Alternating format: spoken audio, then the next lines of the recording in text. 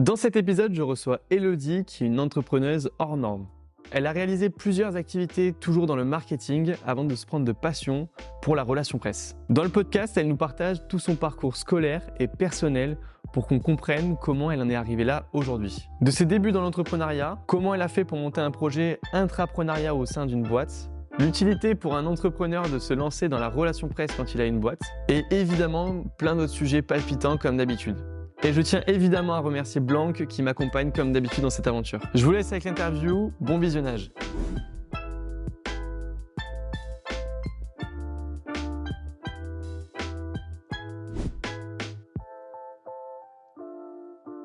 Et on se retrouve avec Elodie. Merci Elodie d'avoir accepté mon invitation.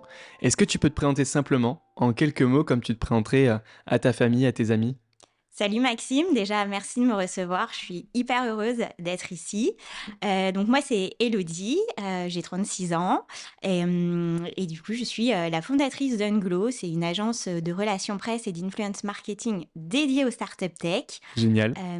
Alors pour en dire un peu plus concrètement, en fait chez Unglow, on accompagne les entreprises à se positionner en tant qu'experts pour gagner en notoriété dans les médias. Mais c'est aussi à double jeu parce que c'est aussi aider les journalistes à préparer leurs sujets pour leurs audiences. Donc, tu es des deux côtés un petit peu de la facette et t'aides tout le monde à avoir un peu d'influence finalement sur ce marché-là. Écoute, on va y revenir dans la deuxième partie. Super. Et j'ai d'autres activités aussi. Ok, vas-y, dis-moi tout. Je suis également blogueuse food. J'ai un compte Instagram. Ça, tu me l'as caché. Voilà, ça, tu m'as pas dit. Je ne l'ai pas encore dit. On est plus de 2000 du coup sur Instagram. Je partage mes bonnes adresses à Paris et à Madrid. Eh ben, c'est parfait, on est à Paris là et on ne savait pas où manger ce soir. Donc, Eh ben, on part à Madrid. Non, et j'ai d'autres activités du coup aussi. La formation me tient énormément à cœur. Ok. Du coup, je suis mentor chez Sub de Pub. J'accompagne les étudiants sur leur projet de création d'entreprise. L'entrepreneuriat, c'est vraiment ce qui me fait vibrer au quotidien. Et j'ai également monté une communauté qui s'appelle le Crew et qui est dédiée aux directeurs marketing et aux directrices pour les aider justement à réussir leur relation presse. Voilà, je suis multicasquette. 4 activités, je pense que tu t'arrêtes pas. Tu dors un peu la nuit quand même J'essaye. Bah écoute, on va y revenir juste après sur toutes ces activités-là, notamment après le podcast sur la partie food, ça m'intéresse, on ira creuser le sujet. Avec plaisir. Est-ce que si on revient quelques années en arrière, tu peux nous dire quel type d'élève t'étais au moment du collège, du lycée ? Ouais, très bien. Déjà, pour remettre les choses dans leur contexte, moi, j'ai grandi dans un petit village de 2000 habitants dans l'Oise qui était niché au milieu de la forêt. Ouais. Donc, c'était vraiment magique. Un rapport avec la nature hyper présent. J'ai une famille qui était très impliquée dans notre éducation, mon frère et moi, qui nous ont énormément soutenus. Et en fait, il y a quelque chose qui est très marquant et qui justement a infusé et qui a fait qui je suis aujourd'hui. C'est une phrase que m'a dit ma mère quand j'étais petite, qui était « Quand on veut, on peut ». Et cette phrase, en fait, elle a toujours résonné en moi et m'a donné la force, en fait, de me challenger, de jamais me reposer sur mes lauriers. Et du coup, pour répondre à ta question, j'étais une élève très studieuse, une grosse bosseuse. Vraiment, je bossais dur parce que je voulais y arriver, en fait. Et tu savais ce que tu voulais faire dans ta vie déjà à ce moment-là ? T'avais quoi comme rêve ? Ouais, j'avais plein de choses en tête. Moi, j'aimais bien travailler. J'avais un profil hyper littéraire. J'étais très forte, en français, dans les langues, notamment l'espagnol. Je suis d'origine espagnole. Et pour autant, en fait, j'aimais me challenger plutôt sur la partie plutôt science. Ok. Du coup, à 13 ans, j'avais décidé, c'était acté. Moi, je voulais travailler dans la domotique, je voulais travailler dans le futur, en fait, des maisons et être ingénieur. Pourtant, il y a quelques temps maintenant, je me permets, c'était pas forcément ce qui était à la mode, ce qui était tendance. Non. On en parlait peut-être à peine, je sais pas. Exactement. Qu'est-ce qui t'intéressait dans ça ? Ouais, en fait, mes parents travaillaient dans la tech. Quand j'étais petite, ils travaillaient dans une start-up tech. Ils travaillaient à Paris. Moi, ça me faisait rêver. On a eu les premiers ordinateurs à la maison. On avait une parabole sur le toit. Enfin, C'était vraiment très tech à la maison et moi, c'est quelque chose, voilà, qui m'attirait. J'avais vu, une série sur Disney Channel, voilà, qui parlait de ça, et j'avais envie de me lancer là-dedans. OK. Voilà, donc voilà, je me suis challengée, j'étais pas bonne en maths, j'étais plutôt douée en SVT, pas trop mal en physique-chimie et voilà, pour Et tu moi, t'es dit: «Je vais me focaliser sur les matières scientifiques scientifique, alors pour alors faire que j'étais cette» prédestinée à faire L. ouais, J'étais, de nature extrêmement créative, tout était prétexte pour moi, à créativité, je décorais ma chambre, j'avais l'habitude de designer, même mes pochettes de cours, de classe, mon agenda, j'étais, ouais, très orientée sur la créativité, quoi. OK. Je pense que j'aurais aimé, presque faire une école, tu sais, de danse. Je faisais beaucoup de danse, je chantais, de faire une école d'art, en fait. Mais non, en fait, je choisis jamais le chemin le plus facile, et du coup, voilà, c'est vers les sciences que je me suis orientée. Et du coup, tu disais que tes parents étaient, dans une start-up. Est-ce qu'ils Ouais. étaient entrepreneurs ou alors rien à voir avec ça, ils étaient vraiment salariés, Ouais, c'est une bonne question. Dans ma petite enfance, ils étaient, salariés, sachant qu'ils sont montés à Paris, voilà, ils se sont faits tout seuls, Tu loin de Paris toi déjà, tu m'as dit? à 1 heure de À Paris. 1 heure de Paris? Ouais. OK. Et ils se sont faits, vraiment, tout seuls. Voilà, ils ont bossé dur, ils ont réussi, ils étaient en start-up et après ça, mon père a monté sa boîte effectivement. L'entrepreneuriat, voilà, c'est quelque chose qui s'est beaucoup développé dans la famille. Ma mère avait sa boutique, mon frère, lui, était entrepreneur depuis ses 16 ans. Ah ouais, OK. On a 7 ans d'écart mais il était, voilà, entrepreneur, très, très jeune et c'est vrai que, voilà, enfin, moi, c'est quelque chose, en tout cas, voilà, Tu qui me baigné tenait dedans au depuis tripes. toute petite, Ouais, dans cette ambiance-là où on ouais, pouvait vraiment. créer, On être pouvait à son créer, compte, c'est ça, OK. exactement. Mais autant que je me souvienne, voilà, même quand j'avais, toute petite enfance, 3 4 ans, c'était quelque chose que je voulais, l'indépendance, l'autonomie, me débrouiller par moi-même. Mmh. Et à l'époque, il y a quelque chose qui a grandi aussi, en moi et en parallèle justement, des sciences et de la volonté d'être ingénieur, c'est la musique. OK. J'ai toujours rêvé en fait de promouvoir les artistes émergents, mais vraiment j'étais haute comme 3 pommes que je me disais: «Lui, il faut absolument qu'il soit connu» et cetera. Encore une fois, très, sensibilisée par ma famille, qui écoutait, bah, ils adoraient regarder Taratata par exemple. C'est une émission, voilà, où on découvrait beaucoup de talents et beaucoup de musique à la maison et du coup ça c'est quelque chose, ouais, je me suis dit: «Mince», avec le temps, du coup vers, la fin du lycée, je me suis dit: «J'ai envie de monter mon label musical». Moi, ce que je veux, c'est ça. Finalement, j'avais, fait, tu sais, les salons, tu vois, pour découvrir, les écoles d'ingénieurs et tout. Je me suis dit: «Mais c'est pas du tout pour moi ça.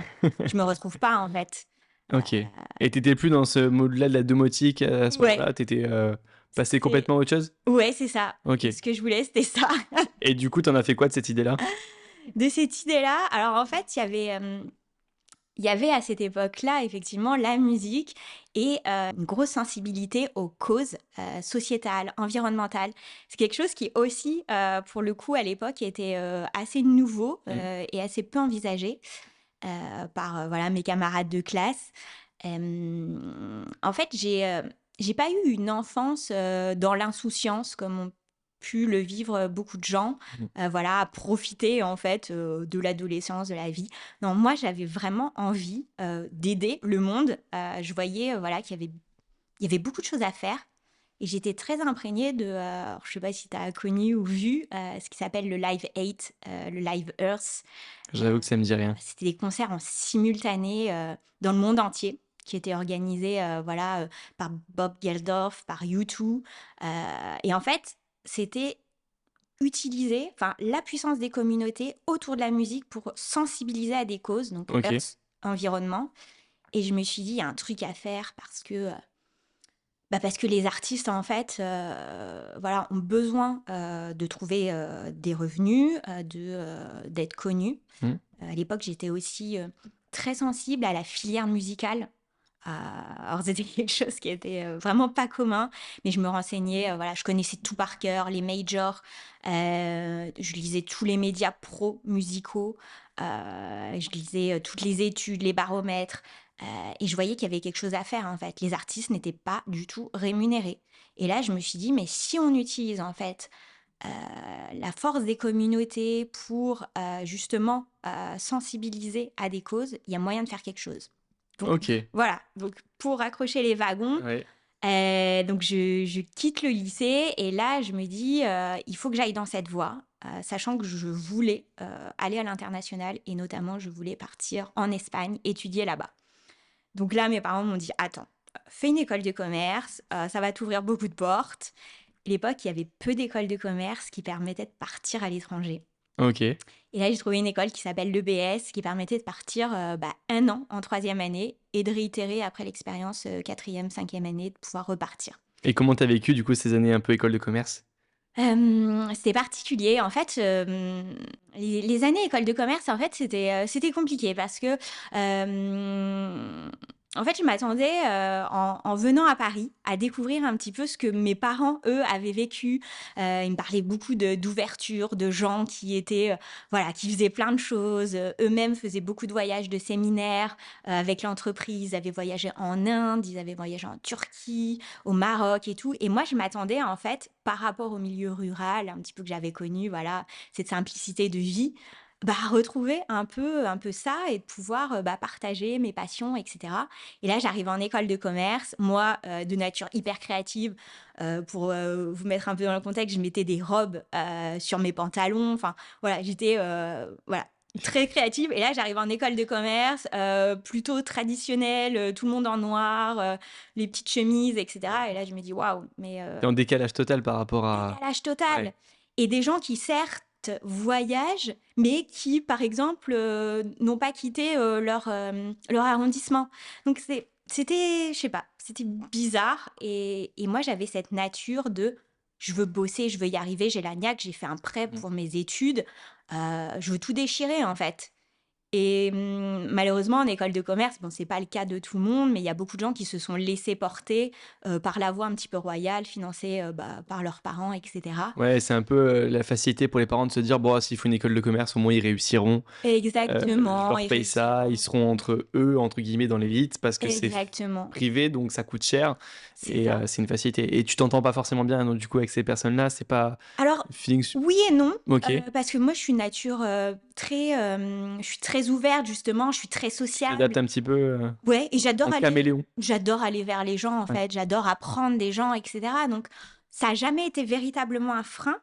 Par contre, j'ai pas trouvé forcément, voilà, ces gens qui ont envie de tout déchirer, en fait, qui ont envie de réinventer un monde, qui ont envie de créer des boîtes, paradoxalement, hein, parce qu'on est dans une école de commerce, donc on se dit: «Waouh, ces gens-là, ils ont l'âme d'entreprendre, en Mm. fait». Mais non, Pas forcément. non, ils Non, veulent travailler dans des grosses boîtes, être, on m'a souvent dit: «Bon, maintenant qu'on est, voilà, en première année, c'est bon, pas besoin de bosser, on va passer, voilà, d'année en année». Moi, j'étais là: «Mais non!» Donc en fait, en deuxième année, je donne tout. Enfin, en fait, il fallait être bien classé pour pouvoir partir dans les meilleurs pays. destination, ouais. Voilà, en troisième année. Et là, je donne tout et je suis classée deuxième de promo. Génial. Ouais. Donc, Et tu choisis d'aller où? et alors, je choisis et c'est là où tout le monde me dit: «Mais attends, on peut partir à Miami, on peut partir», je mets: «Non, moi, je veux partir à Londres». Je vais pouvoir bénéficier en plus d'une bourse Erasmus. On n'est que 3 dans le semestre à partir là-bas. Je veux aller là-bas, quoi. Je veux aller à Londres. Pour moi, c'est la créativité, justement, je recherche ça. C'est la musique, voilà, beaucoup de musiciens là-bas, donc ouais, je veux aller là-bas. Et puis, je choisis, forcément Madrid, parce que c'était aussi l'un des buts premiers de pouvoir Tu parlais déjà espagnol couramment, partir en etc. Espagne. Alors, pas totalement couramment, même si voilà, les profs, après je suis très, voilà, peut-être très humble, les profs disaient que j'étais bilingue, Ouais, mais j'ai vraiment appris l'espagnol à l'école. ok, ça Donc, marche. c'était ouais, une T'as une belle... facilité avec les langues à les ouais, apprendre quand même. mais surtout, je pense Pour être que... bilingue, juste en apprenant à l'école, Ouais, c'est parce que c'est pas facile, hein, exactement. avec le niveau en France, sur J'ai ça. beaucoup appris par la musique, Ok.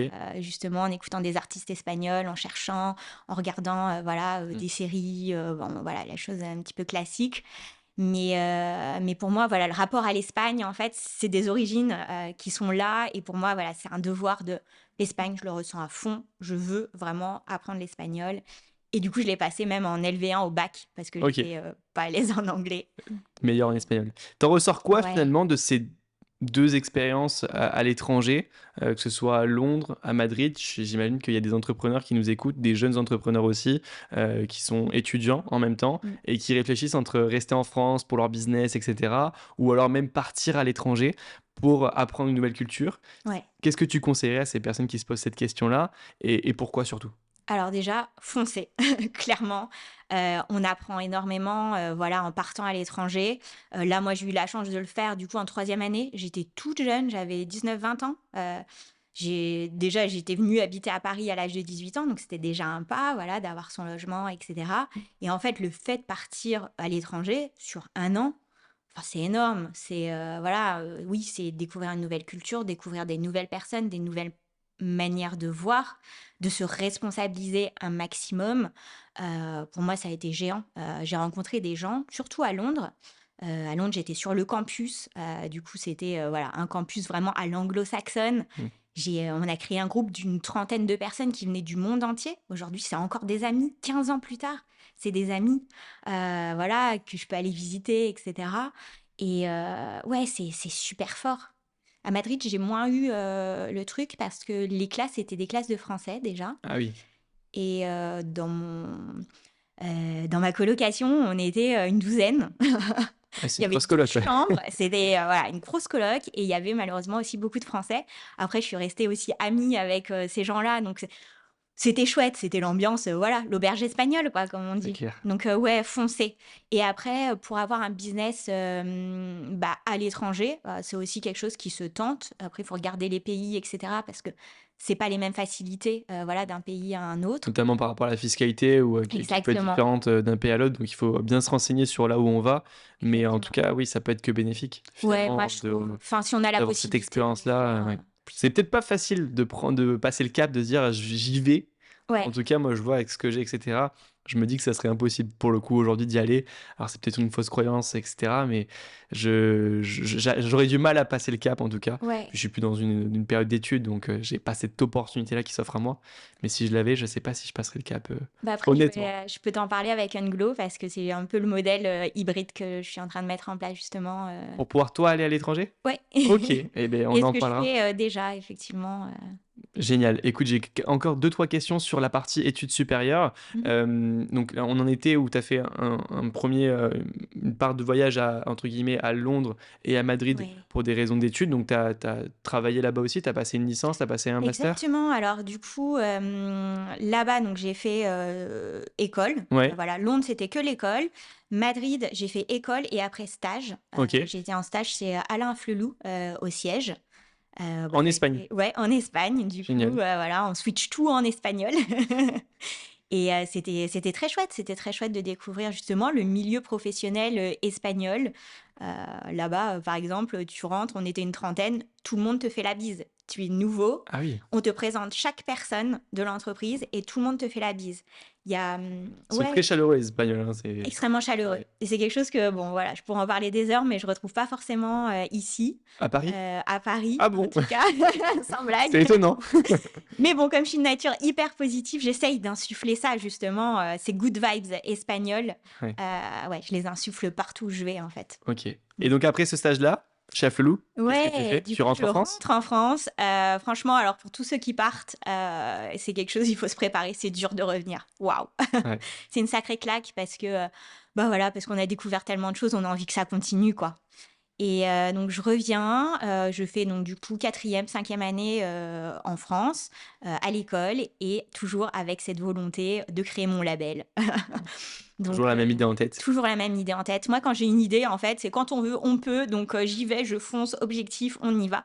Si c'est réalisable, hein, forcément, Évidemment, ouais. voilà, il faut que ça soit, un projet qui tienne la Même route. qu'il soit économiquement viable aussi, Oui, qu'il y ait quelque chose où on puisse, arriver à se payer, entre c'est guillemets, dans ça. cette activité-là. Et Et du coup? donc, du coup, du coup, je me dis, bah, il faut que, voilà, que j'accroche les wagons avec la musique. Et c'est là que je fais, du coup, quatrième année, donc le stage chez Énergie. OK. Donc là, Énergie, la radio? la radio et la télé aussi, parce que c'était Oui, c'est vrai. la télé à l'époque Mmh. aussi. Et je suis propulsée au sein du département des relations publiques. C'est une cinq personnes environ. Et là, je m'occupe d'un truc qui est incroyable, qui est d'organiser des événements sur les concerts et les avant-premières de films. Donc OK. c'est génial. Je vais à tous les concerts, partenaires d'Énergie, et à tous les films également partenaires et j'organise en fait, des événements, donc avec, tout le dispositif, hôtesse, sécurité, traiteur, fleuriste.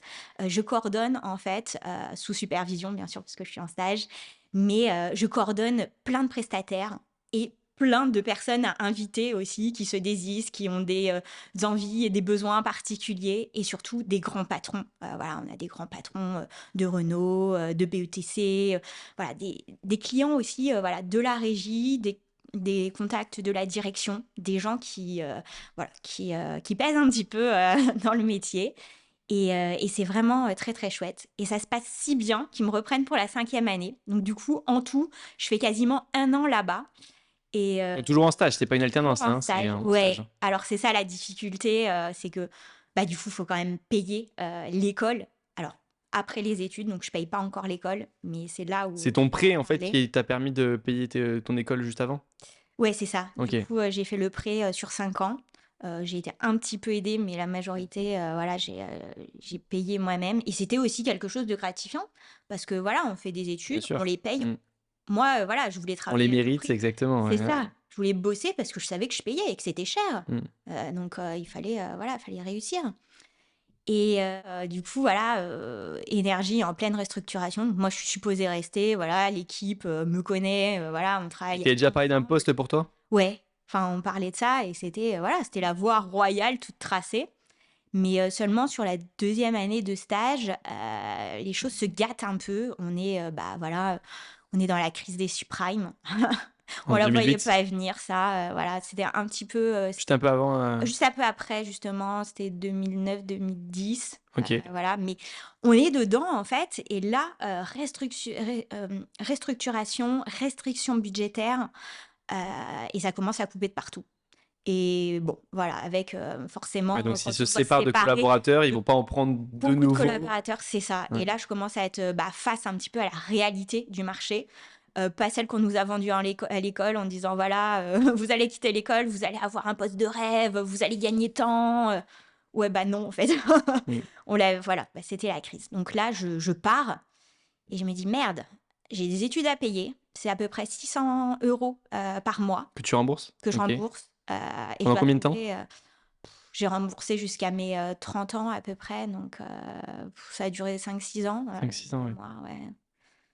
Ouais, Ah donc c'est assez important quand même, hein. ou Quand on 7 commence dans ans. la vie, avoir 600 € à rembourser par Ouais, mois, c'est c'est une lourd! pression financière qui est C'est importante en ça! plus de son loyer, de son quotidien, de son rythme de vie, Bah, c'est énorme. et On reste malgré rien ça, à la malgré fin. cette pression-là, tu décides de monter une boîte? Ouais, alors, pas tout de suite, effectivement. D'abord, OK, la musique, donc j'envoie des candidatures, vraiment, à OK. fond. J'avais mon tableau Excel, moi, quand je suis une machine, je suis en mode warrior, je veux travailler dans la musique, je lâchais pas mon projet, en fait et je me dis: «J'y vais». Donc je déroule, 500 candidatures j'ai envoyé. J'ai eu Ah oui. plein d'entretiens, j'étais passionnée, donc j'avais des entretiens, partout. Dans les majors et cetera, chez Universal, je passais les entretiens, SFR Le Studio à l'époque et cetera et en fait, à chaque fois, on me dit: «Ouais, vous êtes passionné, mais vous avez pas d'expérience».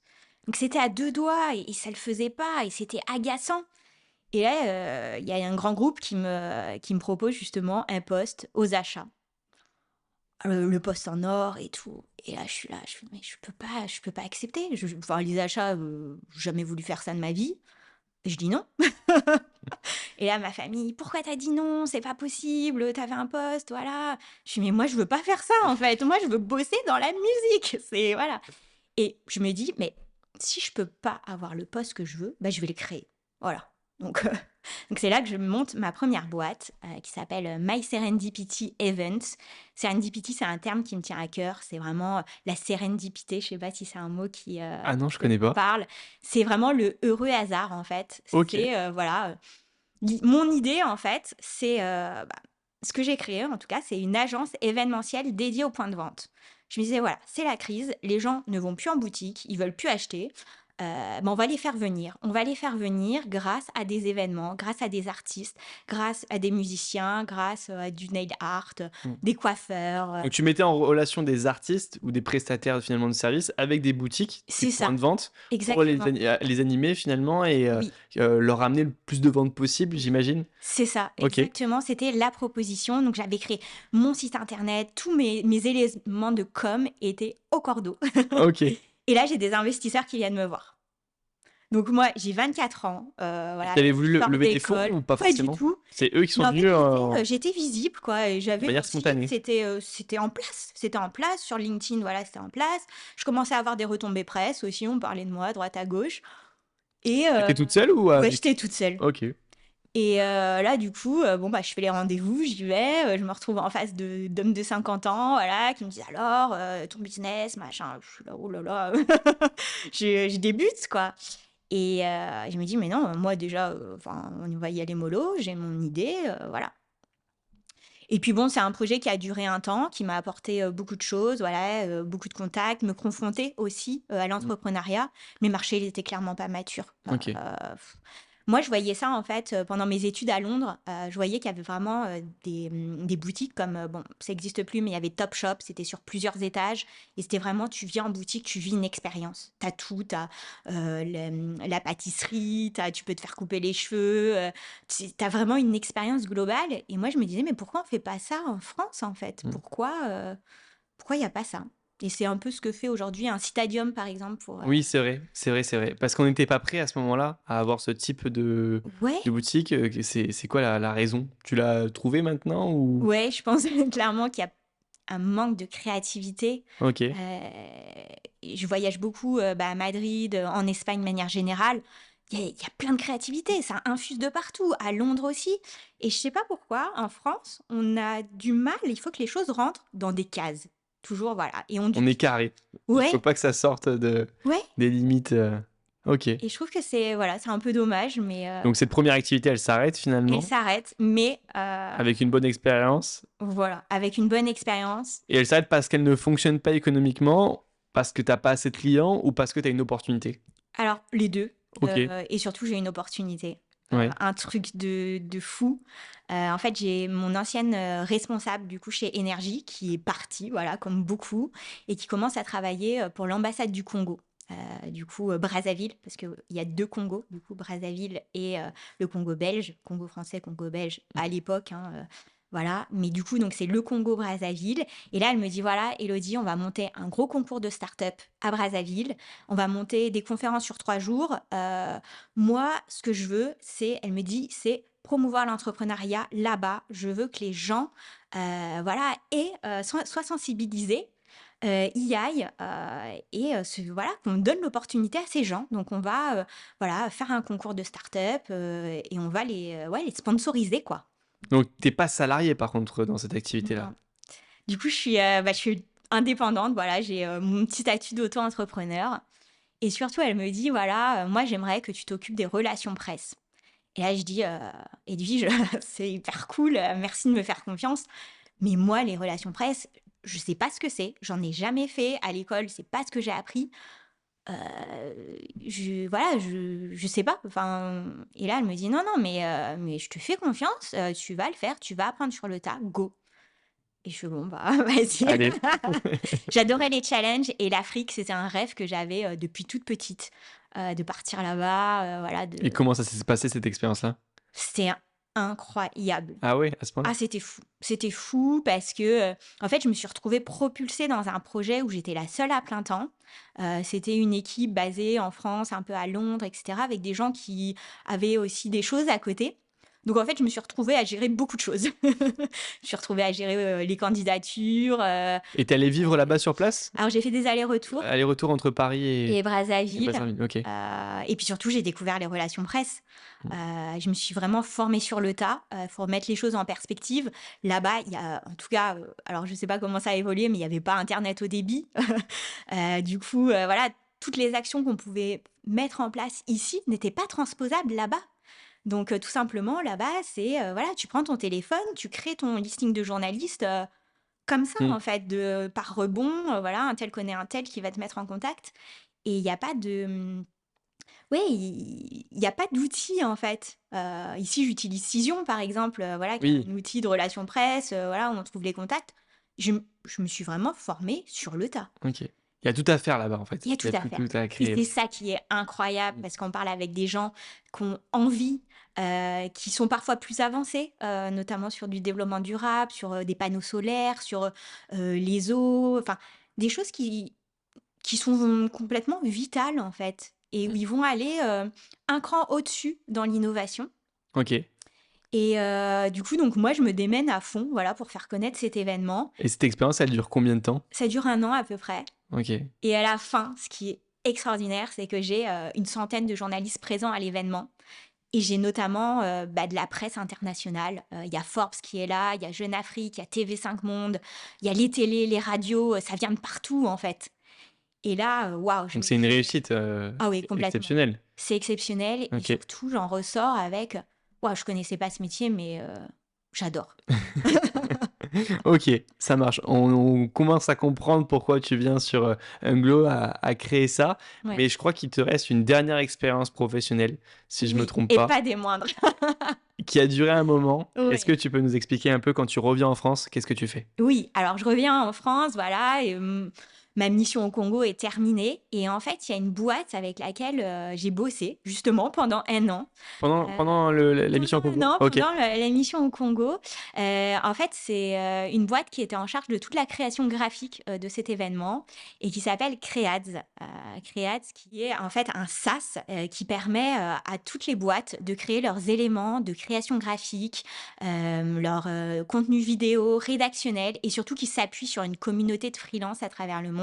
On est en 2014, la French Tech, vient de se créer, mmh, c'est l'une des boîtes les plus en vue, vraiment, qui est basée dans la Silicon Sentier. Et j'ai bossé avec eux, en fait, pendant 1 an. Et là, ils viennent de lever des fonds, 3 millions d'euros. Ils recherchent une attachée de presse qu'ils veulent internaliser. génial. Et Un moi, poste j'ai rêvé. bossé, voilà, avec eux pendant 1 an. Mais malgré tout, c'était pas si simple. Ils avaient vu, voilà, ils avaient reçu 200 CV, ils avaient vu un certain nombre de candidats.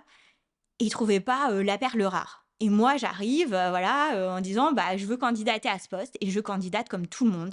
C'est-à-dire que je rencontre, voilà, différentes personnes, je fais une étude de cas et cetera. Donc c'est un process de recrutement qui est quand même, assez impliquant et à la fin, ils me disent: «Banco, ben, voilà, on a déjà bossé ensemble pendant 1 an, tu connais la boîte, tu connais les gens, tu connais, notre ADN, en fait. Beh, viens». Et là, du coup, Génial. voilà, je rentre dans cette boîte, c'était, C'est quoi les missions exactement que tu avais sur cette boîte-là? ouais, alors au début, je rentre en tant qu'attachée de presse, notamment pour médiatiser cette levée de fonds de 3 millions. Et là, ça fait boum. En fait, on décroche 120 retombées presse, ce qui est juste énorme. Alors, il faudrait mettre les choses dans leur contexte, hein. On est en 2014, voilà, c'est une boîte hyper innovante. 3 000 000, c'est beaucoup d'argent à l'époque. Heu, Sur une levée de fonds, ouais, c'est voilà, énorme, ouais, c'est ouais. énorme. Mais moi, j'ai la méthode aussi Congo, c'est-à-dire que j'y vais, je prends mon téléphone et j'y vais, en fait. Et ça, voilà, c'est quelque chose qui est pas forcément, en tout cas vu, ou réalisé à l'époque, par les pros DRP. Donc voilà, j'y vais, je dégomme tout et là, ce qui se passe, c'est que, bah, en fait, on se rend visible et il y a des petits contacts, voilà, de la direction qui se disent: «Bah, tiens, elle est cool, cette attachée de presse, on aimerait bien bosser avec elle».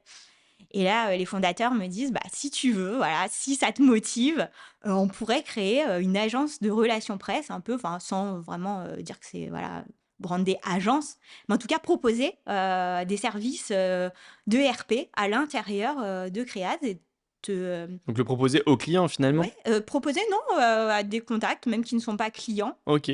voilà, pour gérer, leurs relations presse». Et donc là, c'est ce qu'on disait juste avant le podcast, c'est de l'intrapreneuriat Oui, que tu as fait au exactement. sein de cette même boîte. Est-ce que tu peux nous expliquer comment ça s'est fait, l'intrapreneuriat? Ouais. Qu'est-ce que c'est pour ceux qui ne connaissent pas? Et nous détailler les missions que tu avais à ce moment-là? Comment tu étais intéressé, au chiffre d'affaires que tu faisais et cetera? Du coup, c'est quelque chose qui se fait pas vraiment, en fait, à l'époque, puis même encore aujourd'hui, l'entrepreneuriat, c'est assez C'est nouveau. pas commun, ouais. C'est pas commun, mais en fait, moi, avant de rentrer chez Créate, j'étais déjà entrepreneur, donc cette fibre, elle était là, en fait, enfin, voilà. Et du coup, l'occasion se présente, où on a, des contacts qui viennent à nous en disant: «Bah, voilà, on aimerait faire des relations presse». Donc je me retrouve à gérer effectivement, des RP, de boîtes, alors qui sont, à Paris, mais pas que. Tu vois, il y avait une boîte qui était à Montpellier, par exemple. Je me retrouve à gérer voilà, des RP dans la France entière, à l'international aussi. Et Donc, gérer des RP, c'est quoi exactement? C'est faire le communiqué de presse, l'envoyer aux journalistes, essayer de décrocher des ouais, rendez-vous c'est toute médiatiques. une démarche bah, qui est assez. C'est toute une méthodologie en fait qu'il faut mettre en place parce qu'on va pas en fait faire des RP un peu la fleur au fusil en disant allez j'y vais, je vais contacter les journalistes. J'encourage vraiment pas les gens à faire ça parce que c'est la meilleure manière de se tirer une balle dans le pied. Tout d'abord, il faut vraiment commencer par l'élaboration d'une stratégie. Déjà de se dire, OK, c'est quoi mon écosystème? C'est qui les concurrents? Comment est-ce qu'ils se positionnent déjà dans les médias? De se dire, bah, moi, quels sont mes sujets d'autorité? Où est-ce que je suis légitime pour intervenir? Et puis de se donner un petit planning aussi rédactionnel en se disant, voilà, une news, enfin une actualité ou un contenu à diffuser une fois par mois. Moi, je trouve que c'est vraiment le bon rythme, en fait, et d'y aller vraiment avec une proposition de valeur, avec des contenus qui sont intéressants pour les journalistes. Donc déjà, c'est cette stratégie. Donc ça, c'est ce qu'on mettait en place avec voilà, les clients. Et après, c'est vraiment de se dire, OK, pour chaque contenu qu'on va produire, quelle stratégie, quels journalistes on va les contacter et qu'est-ce qu'on va mettre en avant dans un communiqué de presse, une tribune, une infographie, une étude, un avis d'expert. C'est très divers, en fait, les contenus qu'on peut proposer aux médias.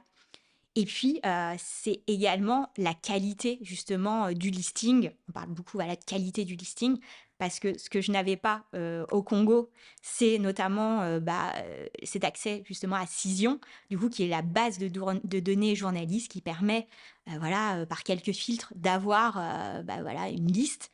De journalistes qui sont experts potentiellement dans un domaine et qui peuvent être intéressés par le communiqué que tu Alors, vas envoyer. c'est exactement ça, c'est que c'est une liste de journalistes, on ne sait pas s'ils sont intéressés et c'est là où l'humain est hyper OK. important parce qu'il faut aller cibler ces journalistes. OK, avec Cision, on peut avoir une liste, mais derrière, il faut aller voir si chaque personne à qui on va adresser le communiqué de presse serait potentiellement intéressée. OK. Donc Je c'est connais pas là du tout où comment ça fonctionne, je t'avoue, ouais, bah, Cision, mais OK, ça c'est marche. là où il faut vraiment, s'intéresser en fait Ouais. aux médias, aller voir, OK, je veux contacter, je sais pas, Madines. Mmh. Mais chez Madines, qui est la meilleure personne qui va pouvoir être intéressée? Quelle est la bonne personne, en fait? Mmh. On va peut-être pas arroser, toute la rédaction. On va peut-être pas arroser toute la rédaction du Monde. Dans le Monde, il y a, voilà, il y a plein de départements, de services.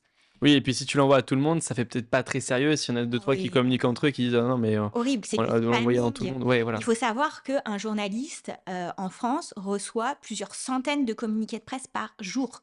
Ah ouais, donc Par jour! il va ouais. Donc, enfin, la valeur ajoutée, d'un pro DRP, c'est justement de savoir à qui il s'adresse et pourquoi. Mmh. Est-ce que c'est un peu du réseau aussi? Donc, est-ce qu'il y a un intérêt à faire du networking avec plusieurs journalistes en disant: «Bah, voilà, moi je travaille avec tel ou tel partenaire, ils vont bientôt sortir un communiqué de presse, est-ce que ça t'intéresserait?» Est-ce qu'il y a du relationnel à avoir et Ouais, à entretenir? exactement. La relation, c'est fondamental et j'y reviendrai quand on parlera d'Unglo et Ouais. cetera.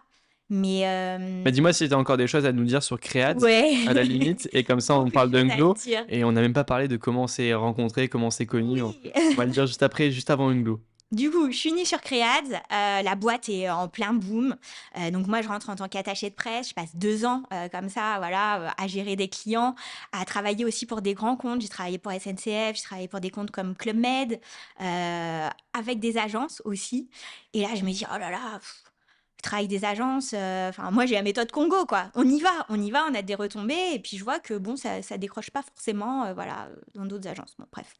Et puis, bah, du coup, j'évolue, je deviens responsable, communication et avec, voilà, des équipes à gérer et cetera et puis après, je prends la direction marketing communication avec vraiment un scope très large, de choses, à traiter. Notamment, ce qui intéresse beaucoup les startups, c'est la génération de leads. C'est comment est-ce que, voilà, on, génère des prospects? Comment, voilà. Du coup, avec l'implémentation, d'un CRM, HubSpot, avec du lead scoring, voilà, comment est-ce qu'on score justement, on donne un score aux leads qu'on reçoit? Comment est-ce qu'on Au lead, travaille? juste pour expliquer pour ceux qui savent pas, c'est un client potentiel. Ouais, C'est c'est quelqu'un qui ça, va venir et qui va être intéressé par le produit qu'on prospect. vend et un prospect exactement, Voilà. c'est ça. Et du coup, comment est-ce qu'on travaille main dans la main avec les équipes sales? Comment on travaille main dans la main avec les équipes tech, le marketing? C'est vraiment voilà, un département qui est au cœur de la boîte et qui va aussi travailler, voilà, qui est très stratégique. Et là, du coup, je recrute 3 CDI, enfin, j'ai une équipe de 3 CDI et c'est très chouette. Et on sent voilà, qu'on met et qu'on structure la boîte. Ok. T'es intéressé au chiffre d'affaires, aux résultats que vous pouvez faire avec cette petite boîte dans une? Alors, la petite boîte dans une a duré 2 ans. Ok. Et après, effectivement, enfin, moi, j'ai dit, je peux pas tout gérer. Je peux pas être responsable com, gérer l'agence RP, tout ça. Donc ça, c'est une activité voilà, qui a duré 2 ans. J'étais pas intéressée au chiffre d'affaires. Ok. Par contre, j'ai pris énormément d'expérience. Ils t'ont laissé quasiment carte blanche, Ah entre ouais, guillemets, pour faire ah ce que ouais, tu voulais, t'exprimer ouais. sur ta créativité que tu pouvais avoir. Et Exactement. Et ça, c'était c'est déjà vachement voilà, ouais, c'était une hyper reconnaissance importante. important. Et c'est vrai que ça, ouais, je suis très reconnaissante enfin, de l'environnement, de l'ambiance qu'il y avait chez Créate. C'était, enfin, on sentait que voilà, enfin, si on avait un projet, on pouvait le porter, quoi.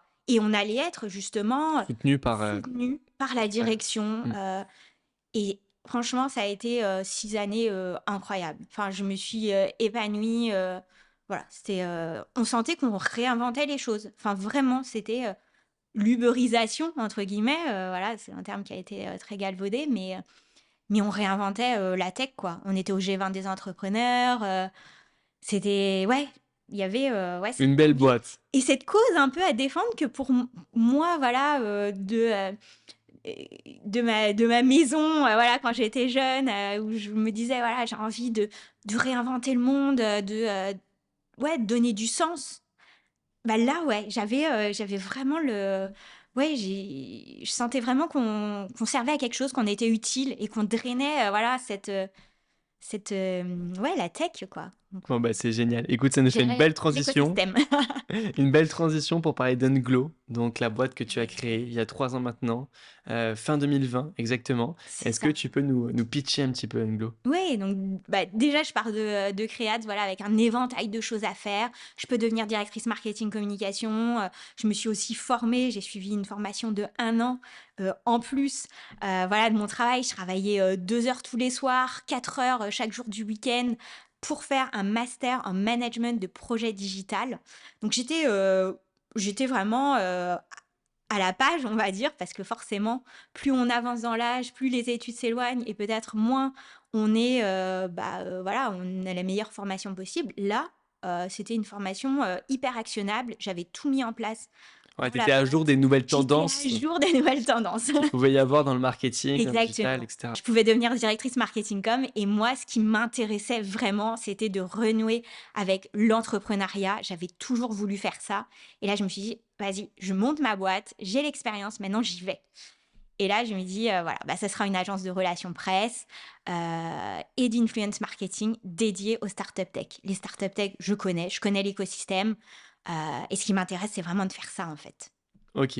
Et du coup, c'est quoi l'influence marketing, comme tu en Ouais. parlais juste avant, parce qu'on a bien détaillé ce que c'était qu'une agence de relations presse, mais l'influence marketing, du coup. Alors, de ma vision, en fait, il y a plusieurs, effectivement. Et c'est ce qu'il faut qu'on sache, puisque c'est Voilà. vrai que même en relation presse, j'imagine que les agences travaillent un peu différemment les unes des autres, Oui. même si l'objectif reste le même, la communication pour le client est la même, mais peut-être pas fait de la même manière. Exactement, c'est exactement ça. Pas fait de la même manière. Alors déjà, pour répondre sur la question de l'influence marketing, Ouais. qu'est-ce que c'est? Alors c'est déjà aller contacter voilà tous les nouveaux médias qui émergent, notamment les podcasts comme Tous Entrepreneurs par exemple. Voilà, Et c'est c'est comme ça qu'on s'est connus, et puisque c'est tu m'as comme ça qu'on s'est contacté connus. pour me proposer un premier candidat, qui est Simon, Oui. le fondateur de Blanc, le cofondateur de Blanc, qui est passé dans le podcast sur le 11e épisode, je m'en souviens encore, et aussi Pierre, Pierre Leroux, effectivement, qui est passé, alors je me souviens plus pour le coup du numéro, mais c'était plus récent, donc en tout cas, fondateur de Lemon Learning. Lemon Et, Learning qui était génial aussi, ouais. 2 podcasts qui ont super bien fonctionné, et c'est vrai que c'est comme ça qu'on s'est connus, qu'on Oui. a discuté, qu'on a échangé. Et voilà, c'est vrai qu'on en a même pas parlé au début du podcast, on aurait pu commencer en introduction par ça Effectivement. et je te laisse continuer sur l'influence Mais marketing. donc voilà, donc il y a une partie de vraiment, il faut être en veille aussi, sur ce qui se fait aujourd'hui. Moi, en fait, l'influence marketing, telle que je l'aperçois, c'est comment on va mettre en avant les experts, en tant qu'influenceurs. C'est quelque chose, voilà, auquel j'accorde, beaucoup d'importance.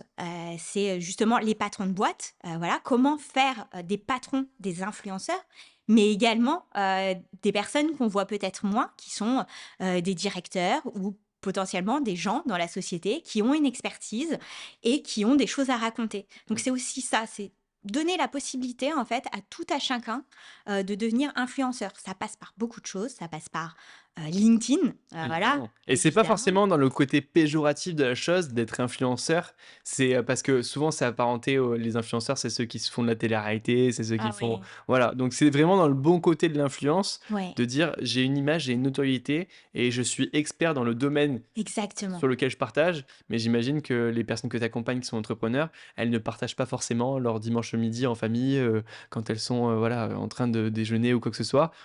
Peut-être que oui aussi, mais c'est Pas plutôt dans le vraiment. côté expertise Expert de leur domaine. exactement, expert B2B en fait. L'expert B2C, c'est quelque chose, voilà, l'influenceur B2C, c'est quelque chose qu'on connaît, assez bien.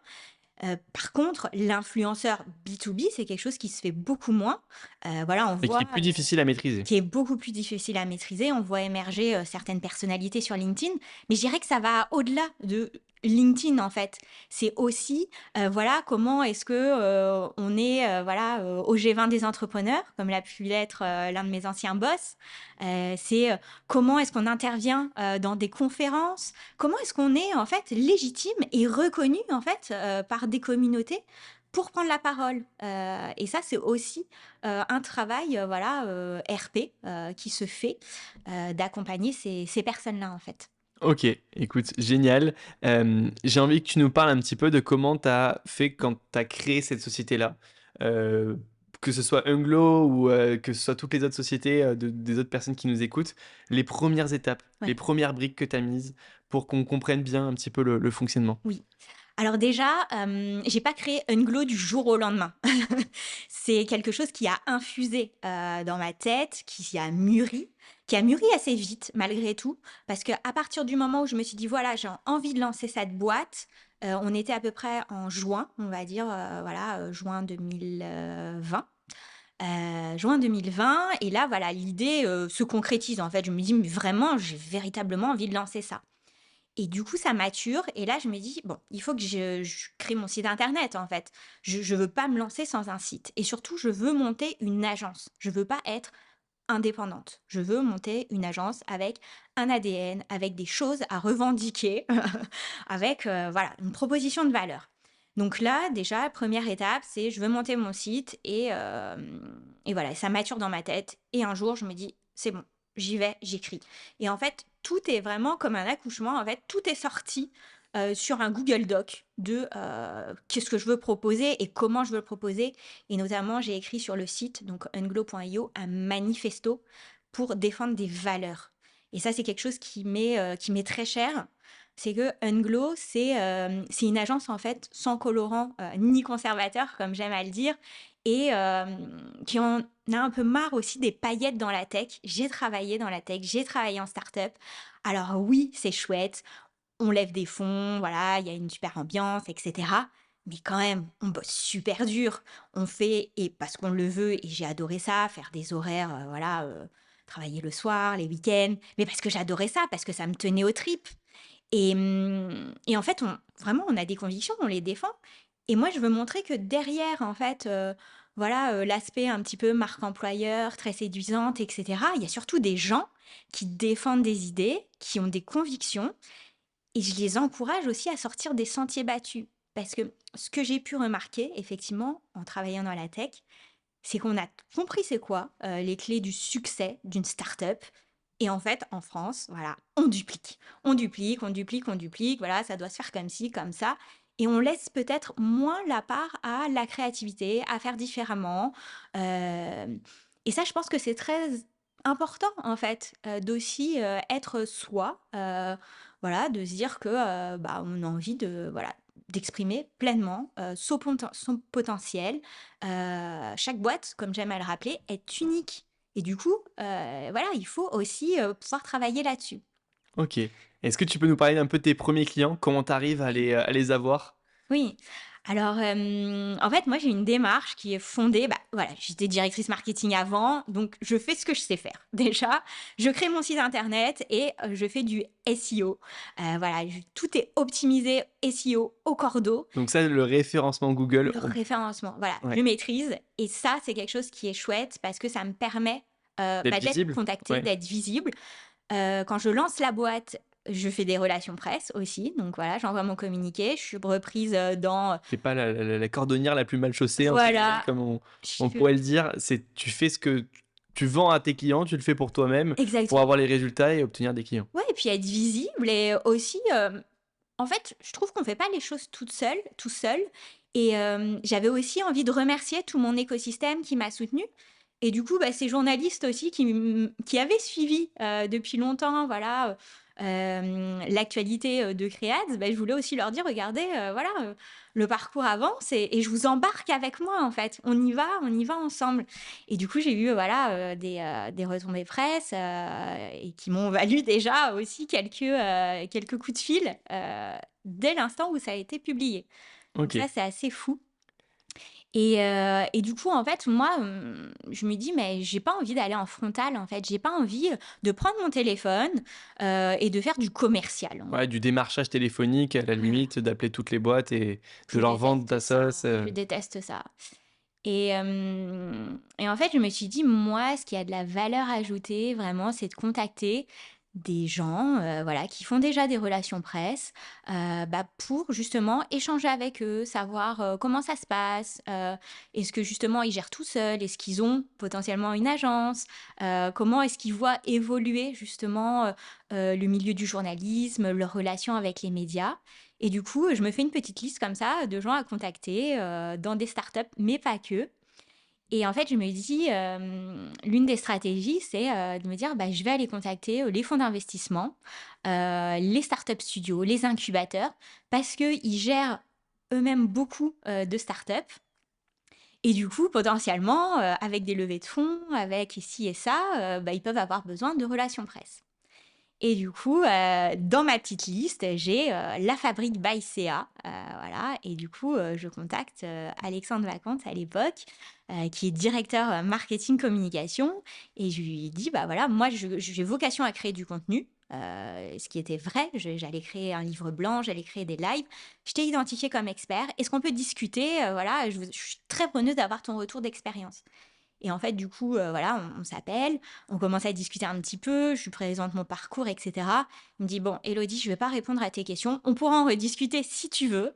Il me dit: «Là, on est en train de lancer Blanc, et on a besoin justement de faire des relations presse, d'annoncer le lancement aux médias, et si c'est OK pour toi, bah, voilà, j'aimerais bien, voilà, le faire et avec donc toi». Blanc, finalement, est ton premier client Voilà. que tu as eu, chez Unglo. Voilà, donc Blanc, OK. c'est le compte pro, du coup des indépendants, qui fait partie, du groupe Crédit Agricole et voilà et du coup ils me disent: «Bah, on y va, voilà, on le fait avec toi».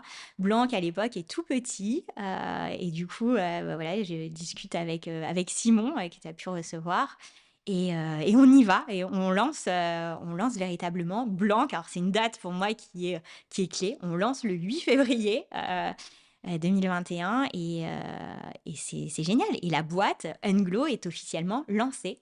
Et c'est quoi le déroulé, finalement, d'une campagne pour, par exemple, Blanc? Qu'est-ce que tu fais pour eux de A à Z? Parce que c'est vrai qu'on a Ouais. du mal à s'imaginer tout le travail qu'il y a derrière une campagne de marketing pour une boîte comme ça. Oui, alors du coup, ça passe vraiment, bah, comme je disais, c'est l'élaboration d'une stratégie. C'est voilà, d'abord, c'est, à qui on s'adresse, pourquoi, comment, qu'est-ce que la boîte veut aussi Donc ça, transmettre. tu proposes des choses aux clients et après vous arrangez entre vous, vous vous mettez d'accord sur Ouais, une surtout, stratégie. on se pose autour de la table et on discute vraiment. Qu'est-ce qu'on veut dire? Qu'est-ce qu'on ne veut pas dire aussi? À qui? Pourquoi? Comment? On se pose toutes les questions, en fait. Et de là, je rédige, bah, alors dans ce cas-là, parce qu'il y a beaucoup de contenu qu'on peut faire en relation presse, mais je rédige un communiqué de presse. Donc un communiqué de presse, c'est le document officiel de référence pour les journalistes. C'est quelque chose, voilà, c'est comme si on avait signé en bas. Voilà, on atteste sur l'honneur que tout ce qu'on dit est vrai.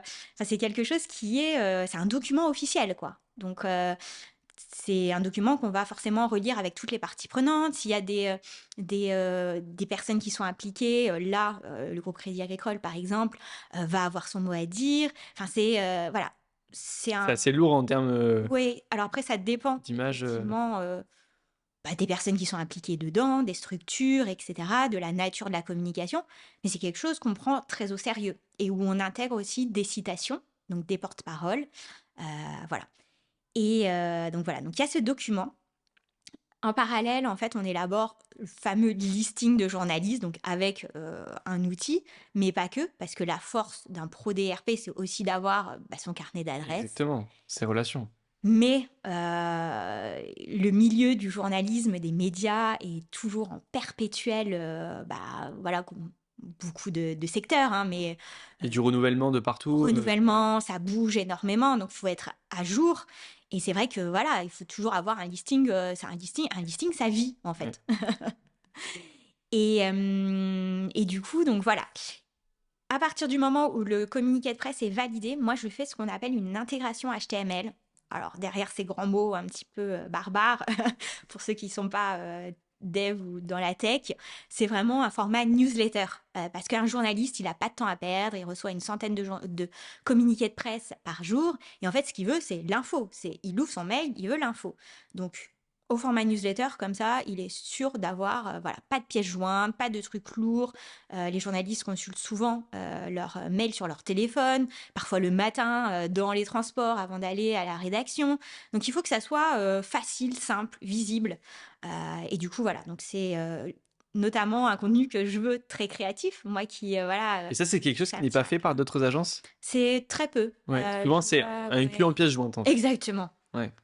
Donc C'est c'est vrai qu'au pareil. niveau ergonomie, c'est plus intéressant. Ouais, c'est ça. C'est plus facile d'être lisible comme ça. Ok.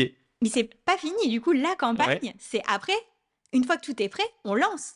Et ce que j'aime dire, c'est que, en fait, une campagne de relations presse, c'est un sprint, mais c'est aussi un marathon. Parce qu'en fait, c'est dans la durée que ça se fait. Et les relations presse, de manière générale, sont dans la durée. Et du coup, là, on envoie. Et bien sûr, les journalistes, ils n'ont pas que ça à faire. Ils reçoivent voilà, beaucoup de communiqués. Donc, il faut les relancer, prendre le temps avec eux de les sensibiliser au sujet. Ils vont reprendre ou pas. Parce que voilà, c'est pas des contenus qui sont payants, c'est organique. Donc, c'est la liberté de la presse. Ils reprennent ou pas si c'est pertinent pour leurs médias, pour leur ligne éditoriale, pour leur audience. Et du coup, voilà. Puis après, il y a tout le jeu de l'interview. Donc, il faut préparer ses porte-paroles, faire des média trainings, relire les articles qui paraissent. Est-ce qu'il n'y a pas de coquilles? Est-ce que tout est juste? C'est vraiment voilà, quelque chose qui est un process qui est assez long, Ouais. en fait. Ok. Et jusqu'à même à obtenir les résultats de ces campagnes, j'imagine, il y a un retour à faire au client de Exactement. combien a été fait. Ok. C'est hyper intéressant et on voit que finalement c'est beaucoup plus long que ce qu'on pense. Moi, je voyais ça un Oui, peu, tu vas me tuer, mais on écrit un petit, en même temps, un petit mail, j'allais dire, mais un grand mail avec toutes les infos qu'il y a de la nouveauté. Souvent, Blanc a ouais. fait un communiqué que j'ai lu récemment, qui venait de toi sûrement, hein. Sur le baromètre, du coup. Non, quand ils ont levé 40 et quelques millions d'euros Ouais. là, Sur la levée de sur fonds. la levée de fonds, qui était génial. Et Mhm. donc, du coup, c'est vrai que ça synthétise bien toutes les informations qu'il faut C'est voir. ça. Et ça donne envie de suivre Blanc, etc. Ouais. Donc, moi, je pensais qu'on écrivait ça, qu'on envoyait à tout le monde. Et Non, chacun prend l'information comme il le veut. Ceux qui veulent communiquer dessus c'est très communiquent. codifié Ouais. aussi. Et c'est vrai que j'ai pas mal de voilà d'entrepreneurs, de prospects qui me disent alors voilà, on vient de faire ci, on vient de faire ça, il faut qu'on communique vite pour la semaine prochaine. Je leur dis mais attendez, ça va prendre du temps. D'abord on va se poser, on va discuter un petit peu, et puis on va produire le contenu, et puis on va faire le listing, et puis enfin Mm. c'est une démarche, c'est une véritable démarche. Et tout ça pourquoi? Et c'est une notion qui me tient énormément à cœur, c'est la notion de responsabilité. C'est-à-dire que on est tous lecteurs, spectateurs de médias aujourd'hui. on sait que les médias, ils vont pas forcément, très bien, et du coup, on a tous notre part de responsabilité, en fait, là-dessus. Qu'est-ce qu'on délivre aux médias? Quel contenu on leur envoie? Heu, voilà, c'est ça aussi, en fait. Les pros DRP sont là pour faire monter tout ça et qu'au final, Il y a une responsabilité l'audience soit au finalement. rendez-vous, Ouais. en fait. Mais il faut Ok. qu'on y aille tous. Il faut tous se serrer les coudes pour faire des choses intéressantes aussi. Au niveau de la rentabilité de ta boîte aujourd'hui, est-ce que tu peux nous donner quelques métriques pour qu'on se rende compte sur le nombre de clients, Ouais, quel coût tu as, parce qu'on en parlait juste avant, tu es une des seules qui est totalement transparente sur oui, ton prix, c'est-à-dire que si on oui, regarde sur ton site internet, oui, on le voit. oui.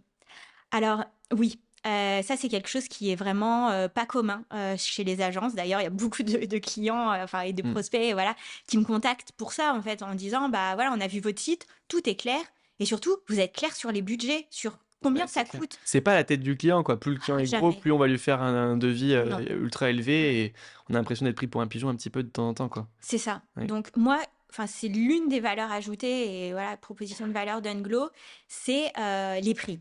Donc mes prix, ils sont transparents, ils sont sur le site. Et ce que j'encourage vraiment les prospects à faire, c'est de communiquer tous les mois. Donc c'est, voilà, bon, là, je parle du pack RP Start, qui est un pack à 3 000 € par mois. Pour donner un ordre d'idée, c'est quelque chose qui est pas très cher, en fait, sur le marché, qui reste accessible, même si je conçois, et on me le dit, Oui, c'est voilà, un budget, que c'est ouais, un évidemment. budget à l'année, voilà, c'est...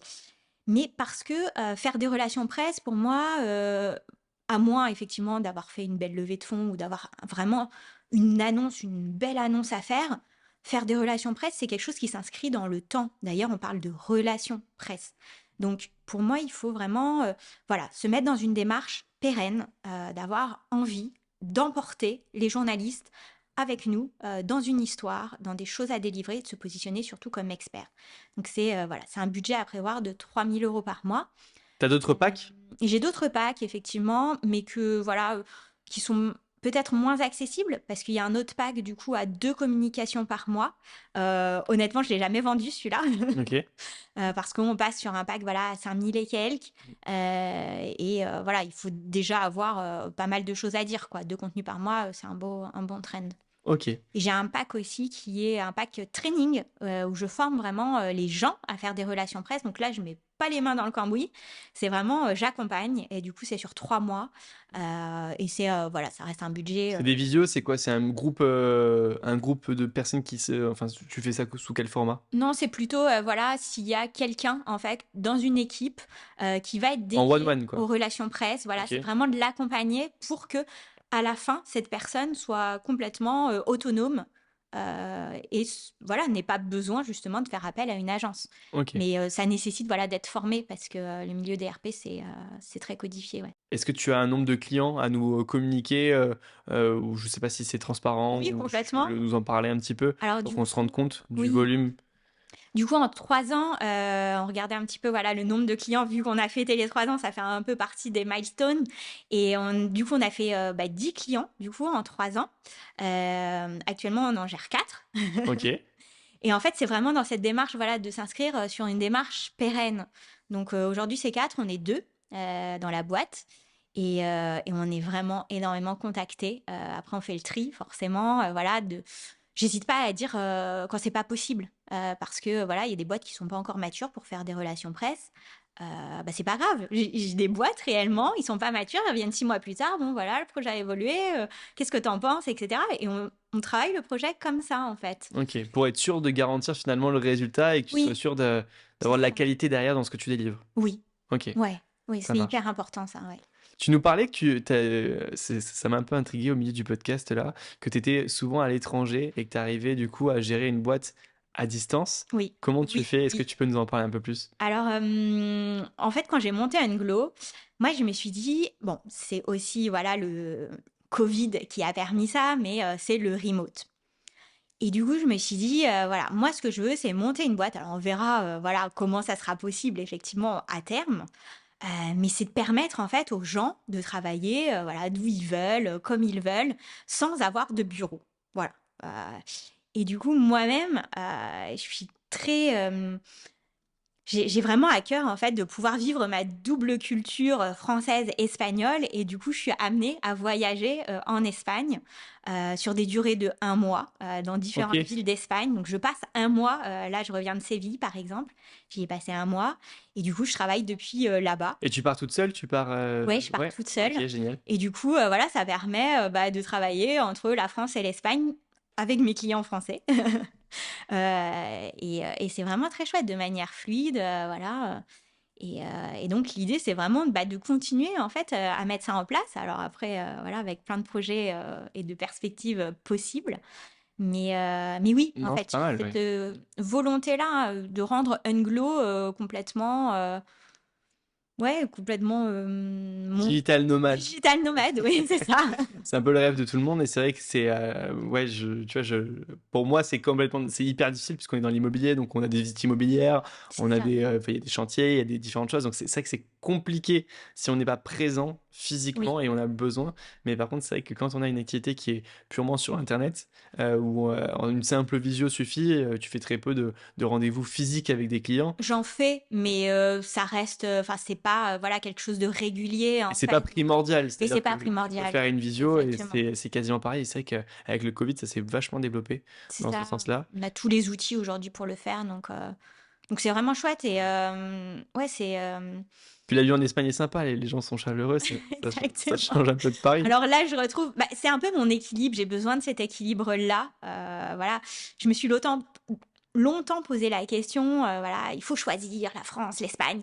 Mais non, en fait, je suis les deux. C'est comme ça, et j'aime vivre les deux. Et justement aussi, c'est intéressant d'emporter justement dans sa valise un peu de l'un et un peu de l'autre, et de voilà, ouais, de mettre en place ce projet. J'aime beaucoup créer des ponts en fait entre les Entre les voilà. différentes choses. Ok, Ouais, et écoute, hyper intéressant. On arrive sur la fin du podcast. J'ai déjà. déjà, c'est passé vite, hein. Oui. J'ai deux dernières questions à te poser. La première, et tu la connais évidemment, j'espère que tu l'as préparée en tout cas. Peut-être pas. Est-ce que tu aurais un conseil qui t'a aidé, toi, dans ton aventure entrepreneuriale, que tu aimerais donner à un entrepreneur qui nous écoute aujourd'hui? Ouais, j'ai préparé cette question. Ah, tu m'as fait peur. En fait, c'est un conseil qui est important de mettre en place pour moi dans le contexte actuel et qui est de plus en plus important. Aujourd'hui, Tu nous on le est... teases bien en tout Ouais. cas là. Là, tu nous l'as bien. Aujourd'hui, on est face à l'automatisation, face à l'IA. On digitalise tout, tout devient très impersonnel. Et paradoxalement à ça, on a vraiment besoin de sens, d'humain. Et en fait, ce qui marche vraiment, ça marche dans les relations presse, mais ça marche dans toute forme de relation. Si j'ai un conseil à vous donner, c'est vraiment de personnaliser toutes vos prises de contact. Ça, c'est le b.a.-ba. On en a tous marre, je crois, de recevoir sur LinkedIn plein de messages ou par mail, voilà, des choses qui sont absolument pas personnalisées. Moi, on me demande régulièrement si je veux lever des fonds. Moi, je suis une agence RP. Je dis pas peut-être, mais en tout cas, c'est pas quelque chose qui me vient à l'esprit. Donc, personnalisez vos approches, intéressez-vous aux gens, en fait. Derrière, il y a de l'humain. C'est pas juste quelqu'un, voilà, dont on veut quelque chose. C'est non, enfin c'est vraiment avant tout une expérience humaine. On veut mettre en place un projet ensemble. Et ça passe avant tout par, voilà, par le premier contact. Génial, super. Écoute, merci beaucoup pour ce conseil. Où est-ce Avec qu'on peut plaisir. te contacter si on veut échanger avec toi pour discuter de tous les sujets dont on a abordé dans notre podcast? Bah, ça sera avec grand plaisir. Vous pouvez me contacter du coup sur LinkedIn directement, voilà, sur mon compte LinkedIn, ou me suivre aussi sur Foodistola si vous êtes Sur quoi? passionné de food, sur mon compte Ah, Instagram pardon, ok. Foodistola. Avec plaisir. Je pensais que c'était une application de food. J'allais dire, ah oui, non, je suis pas au courant, je connais pas. Donc sur Instagram aussi, ok, pour Voilà, échanger avec toi sur la cuisine. mais n'hésitez vraiment pas. Je suis toujours preneuse, voilà, d'échanger et d'aider justement les gens. Dans tout ton domaine. Ça fait Écoute, toujours super. plaisir. Merci Elodie. Merci à toi Maxime et merci à vous de nous avoir écoutés jusque-là. J'espère que l'interview vous a plu. N'hésitez pas à vous abonner à la chaîne YouTube, à partager, à commenter. Et on se retrouve mercredi prochain à 10h pour un nouvel épisode.